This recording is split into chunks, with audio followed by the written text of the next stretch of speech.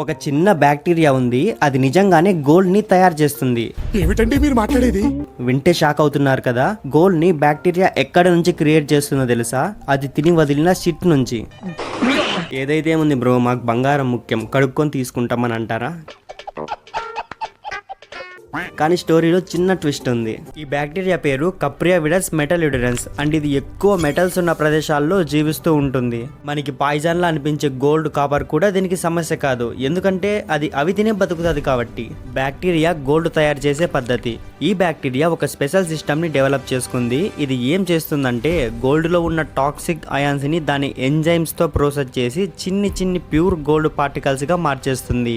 ఈ పార్టికల్స్ ని తన శరీరంలో సేఫ్ అయిన ప్లేస్ లో స్టోర్ చేసుకొని తర్వాత బయటికి రిలీజ్ చేస్తుంది, అది కూడా షిట్ రూపంలో. అంటే లిటరల్లీ గోల్డ్ ని క్రియేట్ చేస్తుంది, అది కూడా 24 క్యారెట్ ప్యూర్ గోల్డ్ ని. ఈ కుప్రియా విడస్ మెటల్యుడెన్స్ పేరు పలికేకి రావట్లేదే.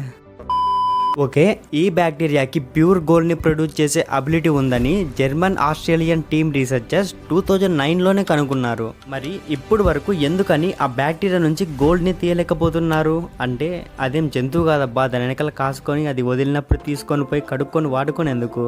అది బ్యాక్టీరియా, అసలుకే మన కంటికి కనపడదు, మైక్రోస్కోప్ లో చూస్తే తప్ప.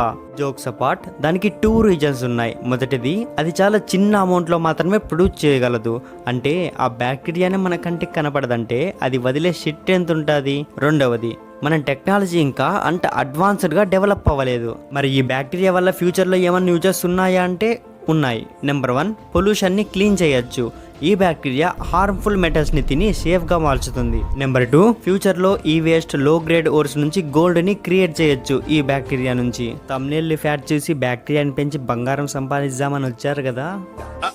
అంటే అది మీకు అర్థమయ్యేలా సింపుల్ గా చెప్పాలంటే ఈ bacteria gold and copper metals ని తిని వాటిని తన బాడీలో ప్రాసెస్ చేసి బంగారంతో కూడిన షిట్ ని బయటకు వదులుతుంది.